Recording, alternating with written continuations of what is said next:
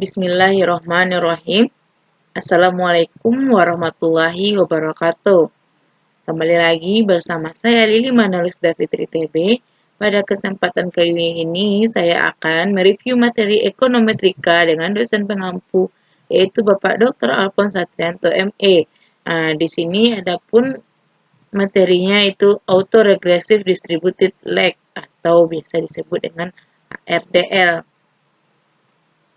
Apa itu ARDL? Nah, kita kenali lebih dekat Autoregressive Distributed Lag atau ARDL yang diperkenalkan oleh Besaran dan Sin pada tahun 1997 dengan pendekatan kointegrasi.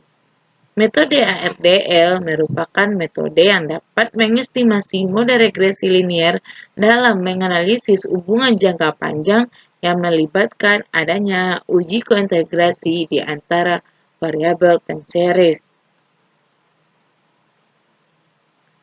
Model ARDL itu merupakan gabungan dari model AR atau autoregressive dan DL yaitu distributed lag. Adapun kedua model tersebut, model AR adalah model yang menggunakan satu atau lebih data pada masa lampau dari variabel penjelas. Namun di model DL adalah model regresi, melibatkan data pada waktu yang sekarang dan waktu masa lampau atau legat dari variabel penjelas. Jadi pembedanya itu adalah model regresi. Next, di sini kita susun datanya terlebih dahulu. Adapun contoh data yaitu dari tahun 1987 hingga 2018 yaitu 30 sebanyak 30 sampel observasi dan terdapat 1 Y dan 2 X1 dan X2. Kita susun datanya di Excel, kemudian kita copy. Itu ada 30 observasi kita masuk pada eViews. Nah, di sini kita pilih file, kemudian new work file. Nah, kenapa di sini work file structure tipenya kita pilih date regular frequency? Karena data kita itu adalah data time series. Kita mempunyai data dari tahun 1989 hingga 2018. Kemudian enter. Nah, untuk menginput data itu kita pilih quick MC group. Nah, kita tarik kursornya ke atas, pastikan data kita tadi ke sini. Nah, setelah kita pastikan semua data terinput dengan baik. Nah, kemudian kita close. Terlebih dahulu kita cek apakah data yang kita punya ini stasioner atau tidak. Nah, untuk yang pertama kita lihat stasioner dari X1, variabel X1, dimana dengan kita pilih view, uji unit root test, nah kita pilih di tingkat level, kemudian kita klik OK. Nah, terlihat di sini bahwa probabilitas dari X1 kita itu 0,9, itu besar dari 0,05. Maka bisa dikatakan data kita ini belum stasioner.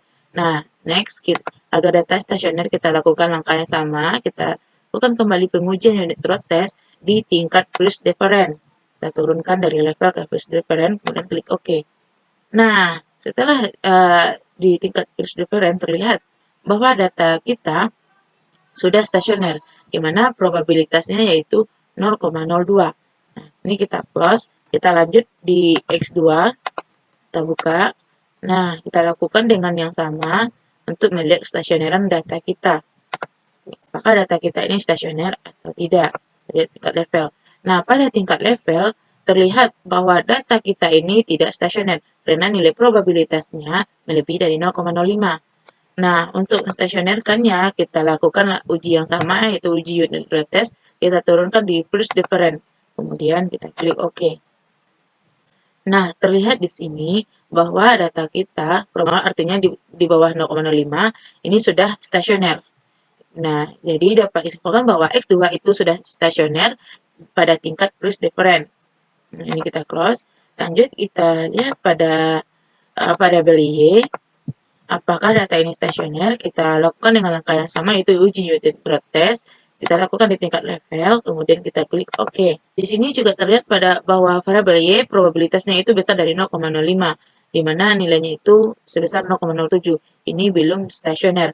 Langkah selanjutnya kita lakukan uji unit load test untuk menstasionerkannya. Kita lakukan di freeze different, turun dari level ke freeze different, kemudian klik OK. Nah, terlihat di sini bahwa probabilitasnya itu sebesar 0,0, artinya data ini sudah stasioner dengan probabilitas 0,0 itu di bawah 0,05. Nah, selanjutnya untuk melihat pengujian ARDL terlebih dahulu, kita blok variabel ini X1, X2, kemudian Y. Teman-teman juga bisa pilih dari option dari quick. Nah, saya di sini saya memilih blok, kemudian pilih open, langsung as estimate equation. Nah, kemudian untuk metodenya di sini diganti dengan ARDL. Nah, kemudian klik OK. Nah, terlihat di sini, inilah hasil dari ARDL. Untuk melihat lag-nya, teman-teman bisa klik di sini View, kita pilih Model Selection Summary, kita pilih Kriteria Graph. Nah, terlihat di sini, inilah hasil dari lag selection-nya itu. Ini hasil dari ARDL. Nah, selanjutnya kita lihat untuk jangka panjang dan jangka pendek, kita pilih View, kita pilih Coefficient Diagnostic, dan kita pilih di sini Co-integration and Long Run Form. Kemudian klik OK. Ini muncullah hasil dari kointegrasi jangka panjang dan jangka pendek. Nah, untuk yang di atas ini adalah kointegrasi dari merupakan jangka pendek. Ternyata dari hasil ini tidak ada satupun yang signifikan. Selanjutnya, kemudian di jangka panjang ini, yang berpengaruh hanya pada variabel X1. Kointegrasi ini terlihat bahwa nilainya itu kecil dari nilai Y-nya itu kecil dari 0,05 karena bernilai negatif, maka dapat dikatakan data ini dapat diterima. Untuk melihat batas atas dan batas bawah, teman-teman bisa klik view, pilih coefficient diagnostic, dan pilih bound test.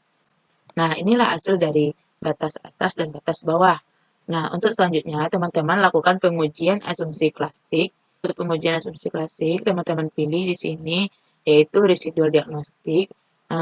Pilih program normalitas test. Hasil dari normalitas data kita ini probabilitasnya besar dari 0,05, maka data kita ini normal. Kemudian kita lihat dari hasil heteroskedastisitas, teman-teman klik view, residual diagnostik, heteroskedastisitas test. Nah, di sini menggunakan untuk tes tipe ini bisa teman-teman pilih. Di sini menggunakan Glaser, kemudian klik OK. Nah, dari hasil ini besar dari 0,05, maka tidak terjadi heteroskedastisitas. Kemudian untuk melihat autokorelasi, teman-teman pilih view lagi, yaitu residual diagnostik, kemudian serial correlation LM test, kemudian klik OK. Dari hasil F statistiknya itu besar dari 0,05, maka data kita dalam keadaan baik.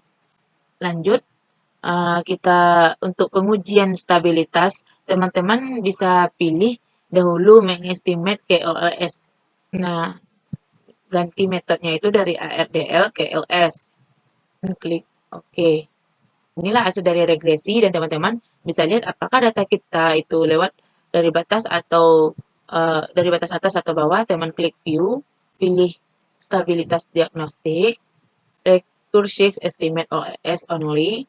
Nah, di sini pilih CUSUM test, kemudian klik OK. Lihat di sini bahwa pada garis biru ini tidak melewati dari batas garis merah, yaitu batas atas dan batas bawah. Selanjutnya, yaitu CUSUM of square test, kemudian klik OK. Ternyata data kita kali ini garis biru ini tidak melebihi batas atas dan batas bawah pada CUSUM of square, yaitu ternyata data kita tidak melewati batas atas yang merah, maka data kita baik dalam pengujian. Nah, kembali lagi kepada pengujian OS. Dapat dikatakan data kita ini baik dalam pengujian. Mungkin itulah teman-teman hasil dari pengolahan ARDL kita. Lebih dan kurangnya saya mohon maaf, saya menyadari masih banyak kesalahan, kritik dan sarannya saya terima. Maka apabila ada pertanyaan, teman-teman bisa kontak email saya, ya kan, bisa DM saya di Instagram. Saya akhiri dan terima kasih atas perhatian teman-teman. Wassalamualaikum warahmatullahi wabarakatuh.